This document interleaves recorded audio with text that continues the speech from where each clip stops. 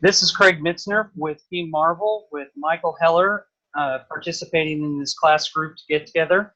And we're going to be going over our slides that we put together for week 1. Michael, how could you use the scientific notation to more easily report the size of the homunculus nebula? Okay, so the homunculus nebula is really super big. And if you put the size of the nebula out without scientific notation, you would have numbers just going on forever, or at least a really long ways. So you reduce this down to scientific notation and it makes it easier to digest and look at rather than just looking at a trail of numbers that goes on for however long. It makes it easier to use the data. Nice. Thanks, Heller. I appreciate that explanation.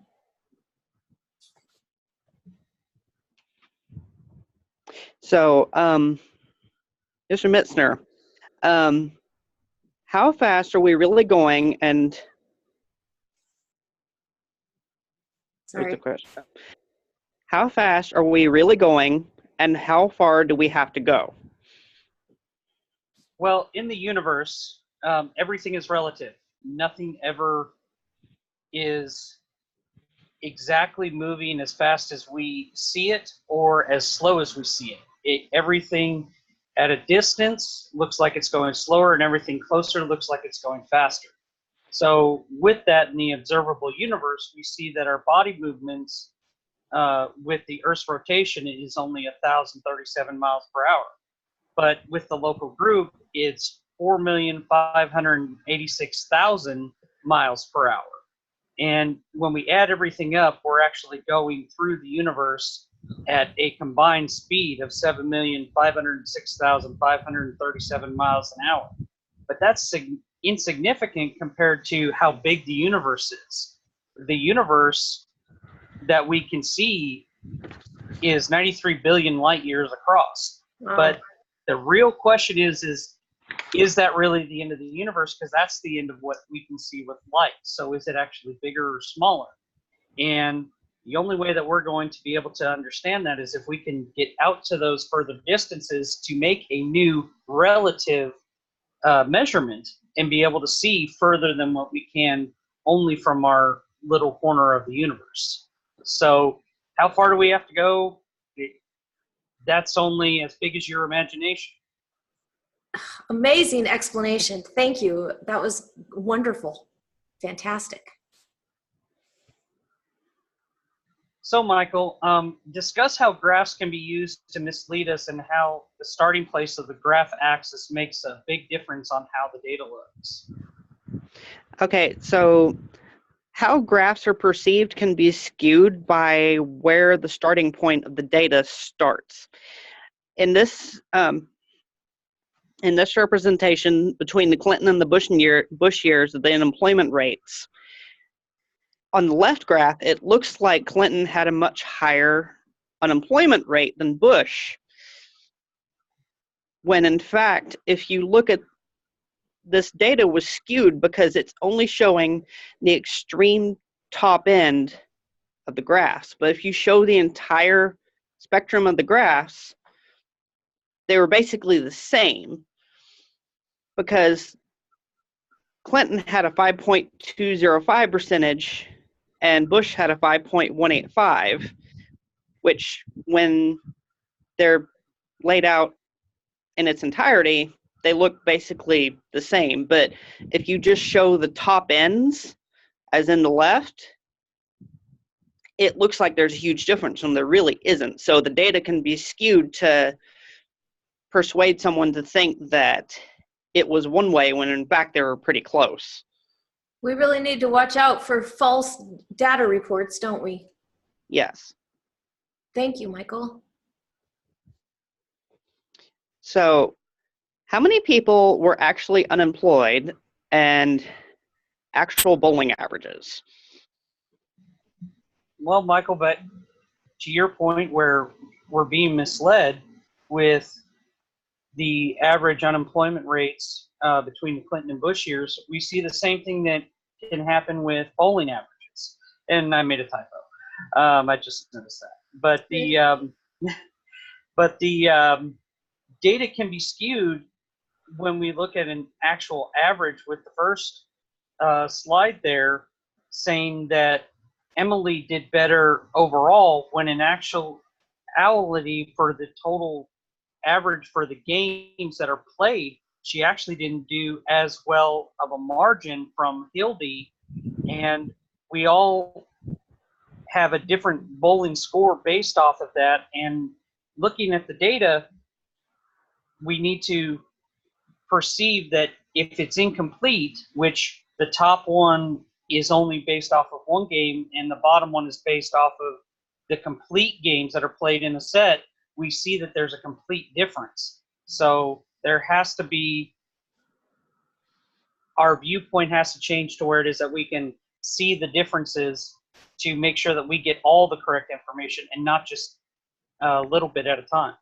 You know, this actually reminds me of the first question you discussed about how the speed that we're moving was relative to how much information we have. Yeah. Pretty good, huh? And perspective has a lot to do with it. yeah, big time. And I had one of our fellow scholars named this graph Emily's mother's graph. Emily's mother's perspective. Wasn't that funny? Yes. I like that. So this is actually going into my slide. That's it. Yeah, just go ahead. Okay. In this slide, I was asking, what is the actual arena funding? Again, based on perspective, how it is that things are laid out, we are seeing that the city is trying to make it look like they are putting more money actually into the funding when they're actually not, when it's actually coming from different sources that we have broken down on the right-hand side, to where we can see the different investments by different companies that are outside making the substantial investment into the arena to where it is that they can build it. Right.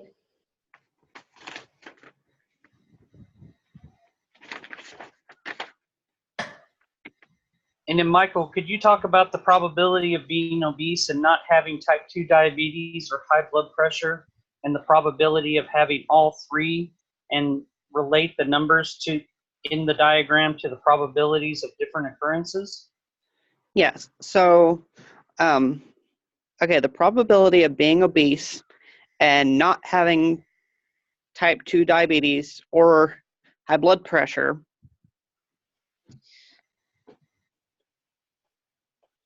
is 3.1%. And the probability of having all three is 8.5%. Wow, more than double, almost triple. So it's more likely to be obese with type 2 diabetes than to be obese without type 2 diabetes. yeah, there's actually a pretty low chance for each one of just being that one. That's more probable to be a mix of two or maybe all three of them. It really is. That's some scary data there.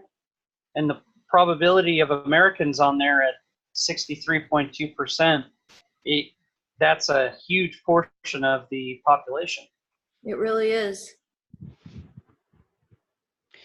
Okay, so what are the ratios? What are the ratios to each disease? Well, with this graph showing that the numbers of American in millions is 206 million Americans that were participating in the study, that we actually see that 9 million people are obese, where with type 2 diabetes, the two are at 3.1 million combined between the two diseases, but type 2 diabetes is really low at 0.3 million. So overall, with how many million people participated, 27.7 million people actually have all three, based off of the percentages, that's still a high amount of people to where you have adults in the United States. Mm-hmm. So having one or the other can put you at great risk of something else, but make sure that you're always getting checked up because Stay the conscious. possibility is there. Yeah. Definitely worth staying conscious over and thinking about. So, Michael, discuss a likely reason for the spread of data for each set of heights. Okay, so for the heights of the Army recruits in inches, you're more likely to have a more consistent height range among Army recruits because you're going to have a certain demographic, usually, going into the Army. And according to this graph, they're all around the same height of between a range of 80 to 66 inches. Whereas the height of the mall shoppers, you have a much more diverse range of heights and probably ages and age group. Well, yeah, ages ranging from 34 inches, which could be either a child or someone with dwarfism, to someone with 77 inches, which is the high end of the range, which you might have somebody from the Army recruits mixed in there. There's no real telling, but you have the thing is, with the Army, with the mall shoppers, you have a much more diverse range of heights because of larger sample size of the demographic taken, whereas compared to the Army one, it's going to be pretty consistent. Very good. Thank you. Okay. What are the height differences between the Army recruits and mall shoppers? Well, the big difference is that when you're looking at the Army, you're looking at a sex and specific generational by age demographic, where you're looking at people who are between 18 to 24, and they each have similar builds. They're the same sex, so the variation is going to be very little on that chart. And when we look at the mall, we're taking all the different sexes, ages, builds, and that's why there's such a large difference, because no two people are alike. The average height for women is around 5'7". The average height for a man is around 5'11". So the inconsistencies there also show the difference with age. When you are 10 years old, you're shorter than if you're at 18 years old. And then when you get older, you actually lose height. So by the time you're 50, you could have lost 4 inches off your total height just by aging, from your skeleton compressing down or just by muscle loss. So that's why the mall shoppers has such a greater variance, because it's such a larger sample group rather than being pinpointed into one gender and age group. Very nice. And the way you mentioned the different ages and so many different variables of reasons why the heights are so different and the way they're similar. Beautiful work. Thank you, both of you. Michael, discuss the meaning of the changes in the shape of the sleep distribution curve relative to the changes in the standard deviation. Okay, so the majority of people in this sleep distribution curve fall between, let's say, between about 7 and 9 hours of sleep. And that range makes up about 68% of the graph. Well, once you get outside of the middle, it falls off sharply, because in either direction, you've got less people that are in that range. Like only 13 and a half-ish people sleep either 2 to 4 or 10 to 12 hours, and even less at 2.1% sleep over 12 or less than 2. And basically no one sleeps none, and hardly anyone sleeps over 16. So Very nice. Thank you. Looks like that's the end of our slides, guys. Oh, no, sorry. what is your curve for sleep? Well, the average amount of sleep, like you said, is between 7 to 9 hours of sleep for a person. And for me, I typically, to stay functional to where it is, I feel like I have my sanity, is around 9 hours. Most people who sleep less than 6 hours, who are the greatest grouping of people to where it is that you see it start to drop off, generally go up with intelligence, typically with the less sleep that they get. Albert Einstein was said to only get about 4 hours of sleep a night.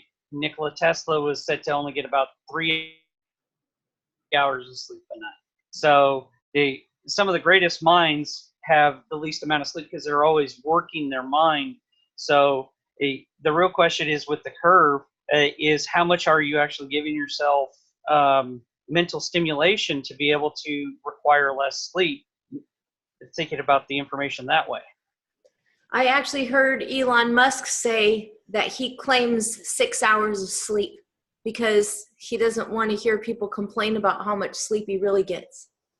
I have actually heard that before too, and some people, it does seem like there's so much you want to get done, and you have to sleep, but sleep feels like you're wasting time almost because you want to get things done, but like I said, you feel like you're wasting time doing it. So Yeah. You just don't get enough that you need. So it's kind of hard to say. Do super busy people who want to get a lot done, are they just less likely to get more sleep? Or do they get more done because they get less sleep? So that would be a pretty fun study. All right, let's go on.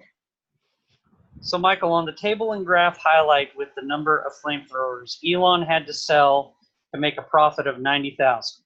Speaking of Elon Musk. Yeah. Okay, so Elon Musk's company seems to have gone through, in this graph, you can see what it went through. It started off with the initial buy-in with like supplies and stuff, and it kept dropping because of the cost of running his business, which it got to the low point, which was his sale, or he was losing money, $69,000, almost $70,000, and then it turned up when he started making profit. He started making profits at around 24.6 thousand sales. Well, it continued on that curve until at 258 sales, he crossed the 90,000 mark at $91,895. Very nice. And I see you have that all color coded over here in your chart. Very nice. Thank you. So at which point did the company start making profits? Well, the company started making profits when they got to their 220th sale batch of flamethrowers that they had made. And since they were making them in batches of 20, that's why we see the difference between 200 to 220. And to where it is that it shows that he made back the money that he initially invested at 260 units, where he made $95,000 back, to where it is that he actually broke even, and then the company started to become profitable 100% from there. Nice. Very nice. Well, you guys, that is the end of our presentation. Thank you so much for joining. And I'll have this uploaded and we will get it out. You guys want to say goodbye? Thank you for watching.